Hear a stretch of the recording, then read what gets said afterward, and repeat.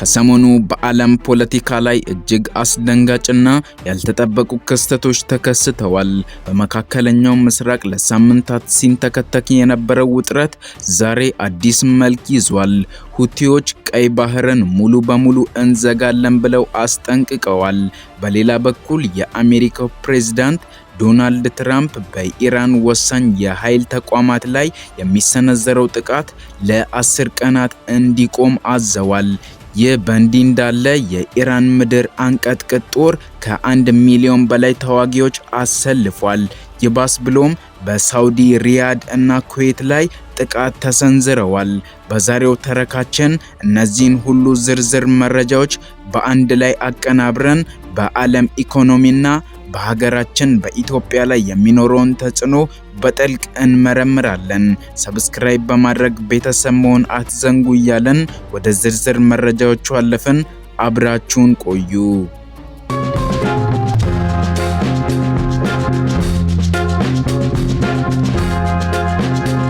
በቅድሚያም ፕሬዝዳንት ዶናልድ ትራምፕ በአሜሪካ የብሔራዊ ደህንነት ምክር ቤት በኩል በኢራን የነዳጅ እና የኤሌክትሪክ ኃይል ማመንጫ ተቋማት ላይ ታቅደው የነበሩ ወታደራዊ ጥቃቶች ለ10 ቀናት እንዲቋረጡ ትዕዛዝ አስተላልፈዋል። ይህ ትዕዛዝ ለብዙ የዓለም መሪዎች ግራ መጋባትን ፈጥሯል። ምክንያቱም እስከ ትናንትና ድረስ ትራምፕ በኢራን ላይ ከባዱ ቅዠት እንደሚሆን ሲያስጠነቅቁ ነበር። አሁን ግን ይህንን ውሳኔ ያስተላለፉት በኢራን በኩል በቀረበ ቀጥተኛ ያልሆነ ጥያቄ መሰረት መሆኑን ገልጸዋል። ይሁን እንጂ እዚህ ላይ ትልቅ ጥያቄ ምልክት አለ። በጉዳዩ ላይ ከኢራን በኩል የተሰጠ ይፋዊ ምላሽ የለም። ቴህራን በትክክል ይህንን ጥያቄ አቅርባለች ወይስ ይህ የአሜሪካ የፖለቲካ ጨዋታ ነው? ፕሬዝዳንቱ አክለውም ከኢራን ጋር እየተደረገ ያለው ድርድር በጥሩ ሁኔታ ላይ እንደሚገኝ ገልጸዋል። ነገር ግን ነገሮች በትራምፕ ንግግር ብቻ አያልቁም። አንድ የኢራን ከፍተኛ ባለስልጣን የአሜሪካን የሰላም እቅድ አድሏዊ እና ፍትሃዊ ያልሆነ ሲሉ አጣጥለውታል። እንደሳቸውም አባባል አሜሪካ በፓኪስታን በኩል የላከችው ባለ 15 ነጥብ የሰላም መፍትሄ ሐሳብ የአሜሪካን እና የእስራኤልን ጥቅም ብቻ የሚያስጠብቅ ነው። በመሆኑም በቴህራን ተቀባይነት አላገኘም። ይህ የሚያሳየው በዲፕሎማሲው ረገድ ያለው ልዩነት አሁንም ሰፊ መሆኑን ነው። አንዱ ድርድር በጥሩ ሁኔታ ላይ ነው ሲል፣ ሌላኛው ደግሞ ፍትሃዊ አይደለም እያለ ነው። ይህ የሐሳብ ግጭት ወደፊት ምን ሊያስከትል ይሆን? በሌላ በኩል ደግሞ ይህ ቀውስ በመካከለኛው ምስራቅ ብቻ የተወሰነ አይደለም። ውጤቱ በእያንዳንዳችን ቤት ላይ እየተሰማ ነው። ጦርነቱ በሺዎች የሚቆጠሩ ሰዎችን ሕይወት ከመቅጠፉ ባለፈ የዓለም ኢኮኖሚን እያናጋው ይገኛል። የዓለም የነዳጅ ዋጋ በ40 በመቶ እንዲያሻቅብ ሆኗል። የማዳበሪያ ዋጋ ደግሞ በግማሽ ጨምሯል። ይህ ማለት የግብርና ምርቶች ዋጋ ይጨምራል፣ የትራንስፖርት ዋጋ ይወደዳል። በመጨረሻም የኑሮ ውድነት በመላው ዓለም ላይ ይከሰታል። በተለይም እንደ ኢትዮጵያ ላሉ በማደግ ላይ ላሉ ሀገራት ይህ እጅግ የከፋ ቀውስ ነው። የወታደራዊ ግፊቱን ስንመለከት አሜሪካ ዝም ብላ አልተቀመጠችም። የፔንታጎን መረጃ እንደሚያመለክተው አሜሪካ በኢራን ላይ የምታደርገውን ወታደራዊ ግፊት ለመጨመር ለመጀመሪያ ጊዜ በጦርነት ውስጥ ሰው አልባ ፈጣን ጀልባዎችን ለጥበቃ ስራ ማሰማራቷን አስታውቃለች።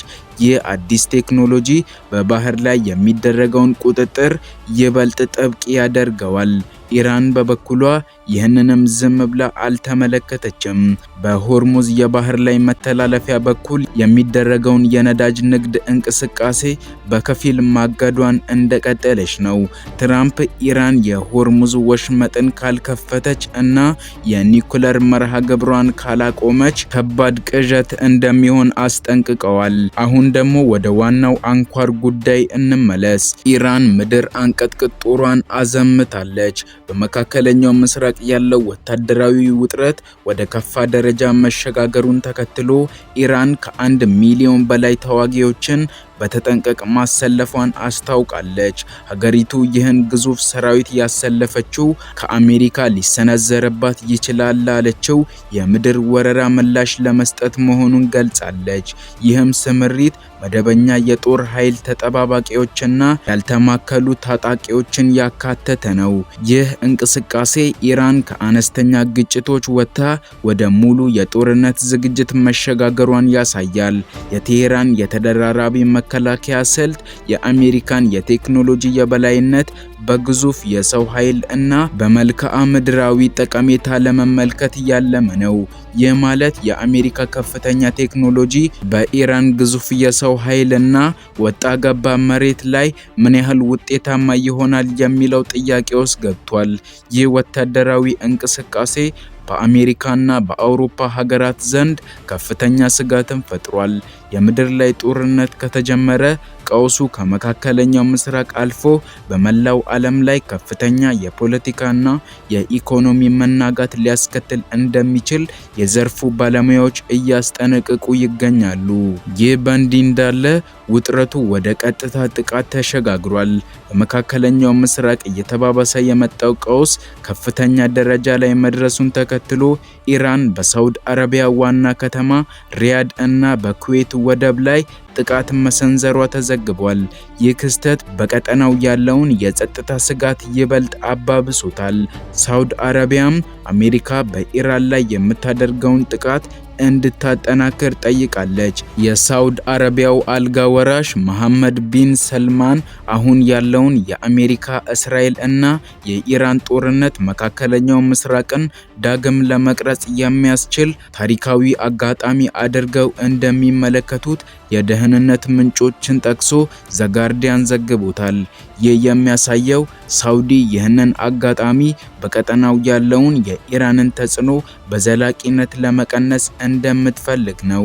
በሌላ በኩል የኢራን እስላማዊ አብዮታዊ ዘብ በሆርሙዝ ወሽመጥ ለማለፍ የሞከሩ 3 የጭነት መርከቦችን ማስመለሱን አስታውቀዋል።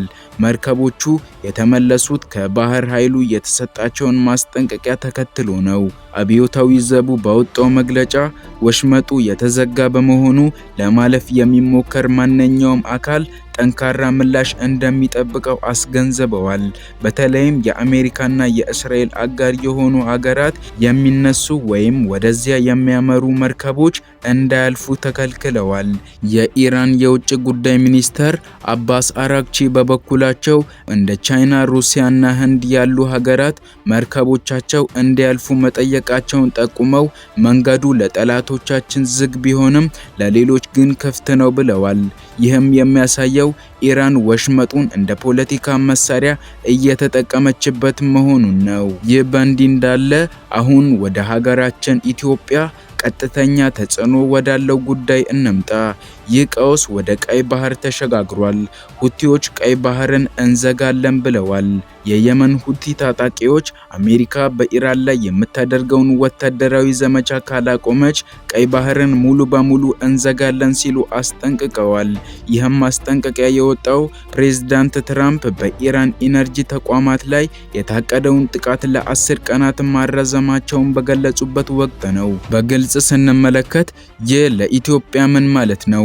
ለኢትዮጵያ ወሳኝ የንግድ መተላለፊያና የኢኮኖሚ ጉሮሮ የሆነው ቀይ ባህር መዘጋት በሀገሪቱ የገቢና የወጪ ንግድ ላይ ከፍተኛ ቀውስ ሊያስከትል እንደሚችል ተሰግቷል። አብዛኛው የኢትዮጵያ የውጭ ንግድ የሚንቀሳቀሰው በዚህ መስመር በኩል ነው። ይህ መስመር ከተዘጋ የነዳጅ፣ የመድኃኒት፣ የማዳበሪያ እና ሌሎች መሰረታዊ ቁሳቁሶች ላይ እጥረት ሊከሰት ይችላል።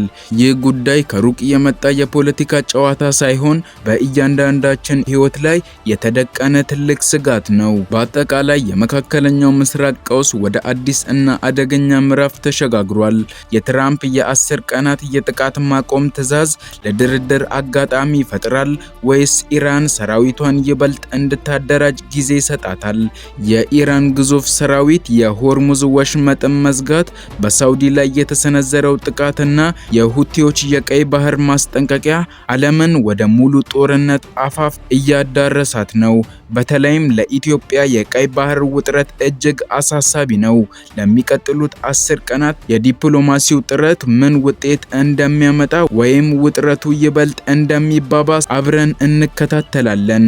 እንዲሁም ቻናሉን ሰብስክራይብ በማድረግ ቤተሰብ መሆን አትዘንጉ እያልን መልካም ጊዜ ይሁንላችሁ።